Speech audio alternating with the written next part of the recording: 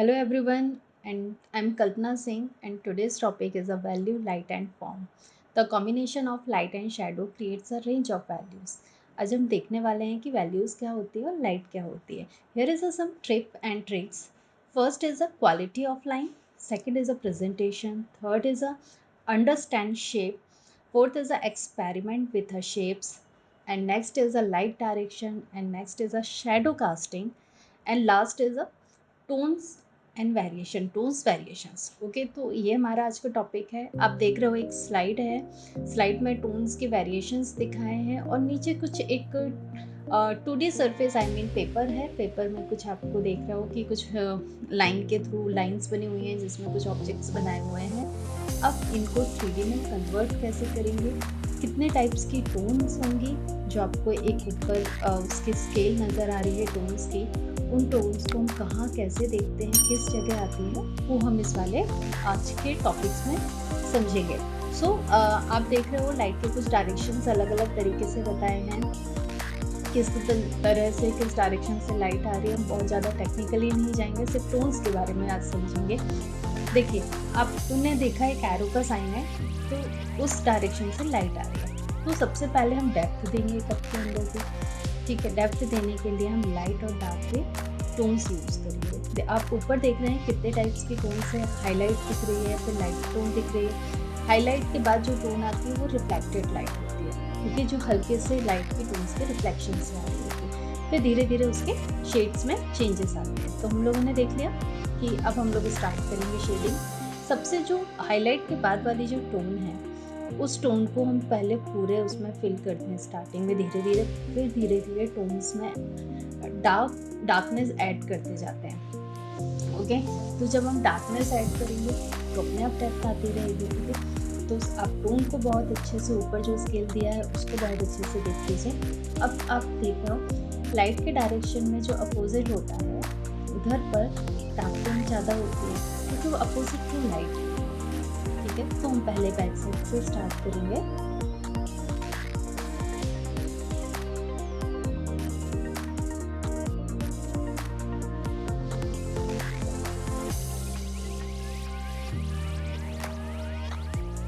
ठीक है, अब हमें कहीं कहीं पर देखो बैक साइड से एटमॉस्फेयर से भी रिफ्लेक्शंस आते हैं, तो उस चीज़ को भी हमें अंडरस्टूड होना है या फिर समझना है या ध्यान रखना है कि कहाँ वो रिफ्लेक्शंस आ रहा है। मोस्टली वो रिफ्लेक्शंस आता है अपोजिट टू लाइट में। लाइट का हमने टोन देख लिया, हमने एक टोन धीरे धीरे फिल करी। जहाँ हमें डार्क टोन्स चाहिए वहाँ पर थोड़ा सा पेंसिल में हम प्रेशर देते जा रहे हैं। जो कब के आप इस वाले एरिया को देख रहे हो ये ज़्यादा डार्क टोन में रहेगा। क्यों? क्योंकि ये यहाँ पर ना रिफ्लेक्टेड लाइट आ पा रही है और ना डायरेक्ट लाइट, इसलिए कुछ एरियाज जो होते हैं वो ज़्यादा डार्क नज़र आ रहे होते हैं।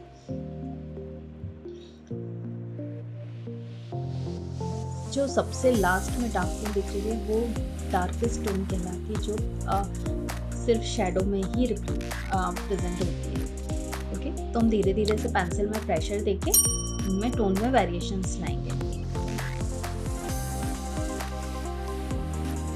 पहले हम आउटलाइन बाद में करेंगे। पहले हम लोग क्या करते हैं, पहले हल्के से शेड्स कंप्लीट कर लेते हैं, फिर आउटलाइन देते हैं। जहाँ डार्क टोन ज़्यादा करना है धीरे धीरे स्टेप बाय स्टेप चलिए, एकदम से कुछ भी मत करिए, एकदम से डार्क टोन मत ऐड करिए। जो फर्स्ट आपको हाईलाइट वाली टोन दिख, हाईलाइट से मतलब जो लास्ट वन उधर से आपको जस्ट राइट टू लेफ्ट आना है।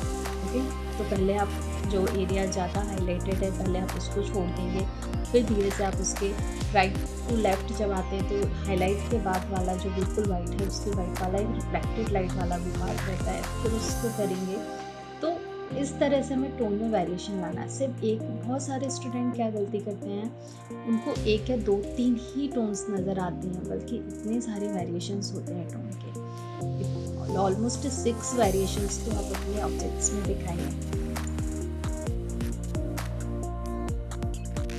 जिस साइड का लाइट का डायरेक्शन है उधर हाईलाइट है, जो बिल्कुल अपोजिट टू लाइट है वहाँ पर हमारा डार्क टोन है। बीच में कहीं कहीं वेरिएशन है, डार्क लाइट मिडिल टोन्स इन सबके। शैडो का सबसे डार्केस्ट कलर होगा, तो सबसे डार्क कलर आप यूज़ करें।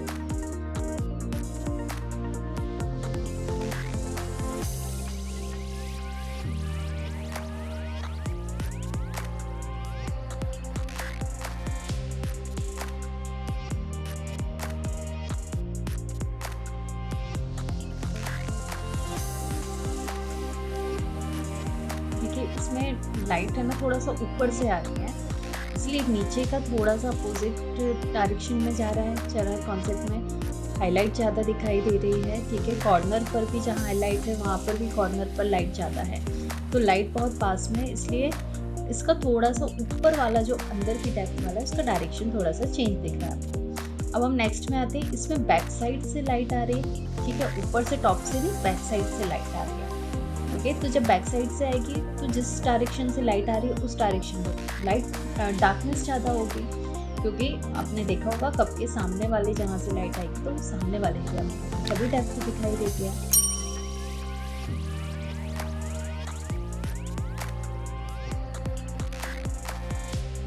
यहाँ पर हमारी डार्केस्ट टोन रहेगी। कंपैरिजन फर्स्ट आप देखोगे कि इसमें ज़्यादा डार्क टोन होंगे, क्योंकि ये लाइट के जस्ट अपोजिट है। मतलब ये हमारी लाइट हमारे सामने से आ रही है और ये उसके बैक साइड को हमें बैक साइड हमें नज़र आ रहा है, इसलिए इसका मोस्टली पार्ट डार्क होगा।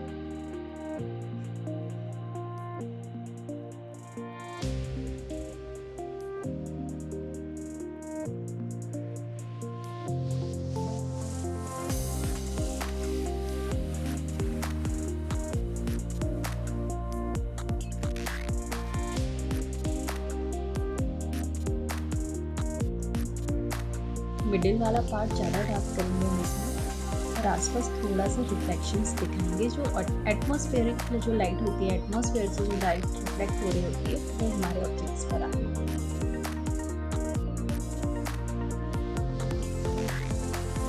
तो दोनों साइड में लाइट का रिफ्लेक्शंस ज़्यादा दिखाएंगे।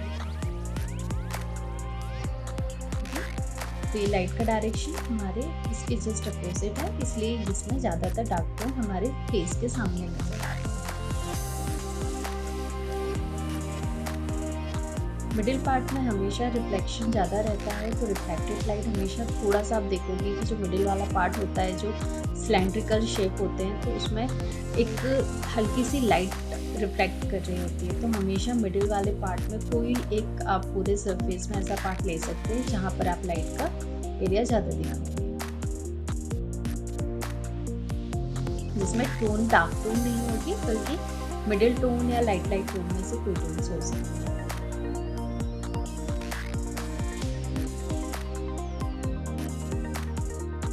यहाँ पर इसके अपोजिट है लाइट, क्योंकि तो फिर इसमें डार्क टोन्स ज़्यादा ऐड होंगे हैंडल में।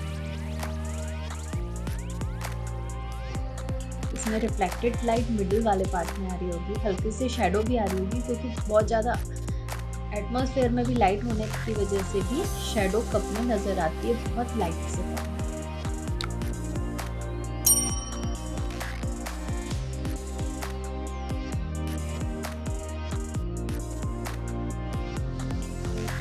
लाइट के शैडो से हमें समझ आ जाता है ना कि लाइट का डायरेक्शन क्या है, तो हमेशा इस चीज़ को ध्यान रखना है।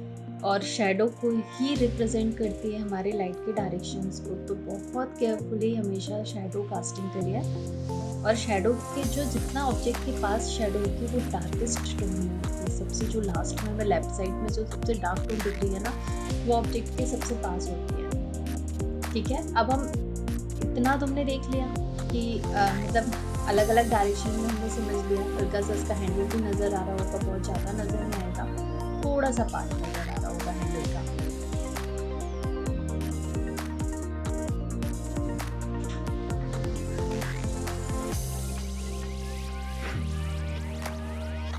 फिर रिफ्लेक्शन लाइट है, दोनों साइड शैडो देखो, कप के ऊपर भी शैडो बन रही है और नीचे भी हल्की सी शैडो आ रही है। जो थोड़ा सा पार्ट, वो जो कप के ऊपर शैडो थी ना, वो एटमॉस्फेयर की लाइट की वजह से हल्का सा उसका शेड ज़्यादा हुआ है, ओके। तो सेकंड हम इसमें आते हैं।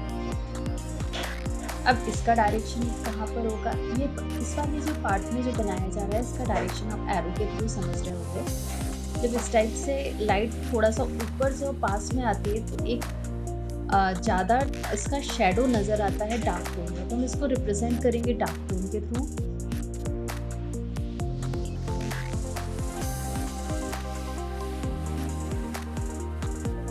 ये शैडो है कप का, ठीक है।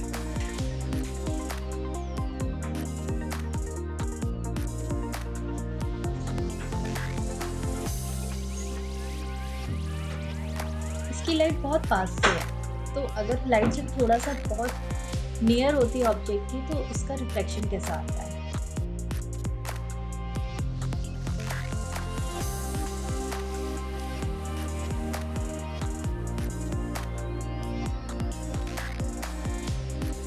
पीछे साइड सेम वही प्रोसेस है, अपोजिट टू लाइट हमेशा डार्क टोन होगी।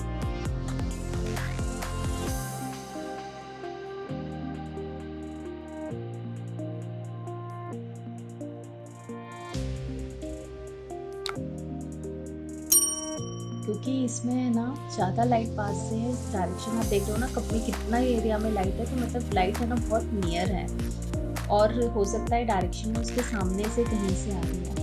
जब सामने से कहीं से आ रही होती है लाइट तो बहुत एरिया को कवर करती है, और ज़्यादा एरिया को कवर करने की वजह से रिफ्लेक्शन भी ज़्यादा आ रहा होता है, तो इसमें टोन्स बहुत कम वेरिएशंस में आएंगे। बहुत कम एरिया में टोन्स को हमें यूज़ करना है और इन सारे वेरिएशन लेना है, क्योंकि हर छोटे छोटे से एरियाज में टोन्स चेंज होती है, तो हमेशा ट्राई करिए कि इनके वेरिएशन लेकर ही जाए टोन्स के।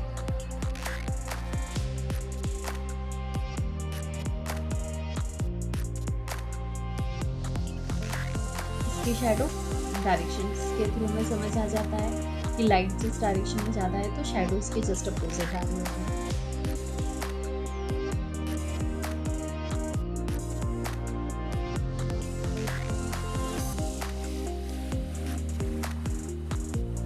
तो आज के इस टॉपिक में आपको बहुत सारे वेरिएशंस देख रहे हो, इस स्केल का यूज़ करिए और हर टाइप के ऑब्जेक्ट्स बनाइए और उनमें टाइप्स ऑफ वेरिएशंस डालिए, शेडिंग्स की वैल्यू डालिए, लाइट के इफेक्ट्स डालिए, देखिए कितना मज़ा आता है। इसमें बहुत आप इंजॉय करोगे और बहुत सारी चीज़ों में आपको खुद ही मज़ा आएगा जब कोई चीज़ आपकी 3D में नज़र आती है। ओके, तो इस तरह से हमारा ये आज टॉपिक ख़त्म होता है, और प्रैक्टिस करते रहिए शेडिंग्स की, शैडो की, और 3D में बनाते रहिए। ओके, सो ये आज का टॉपिक यहाँ फिनिश हुआ। Bye bye, take care.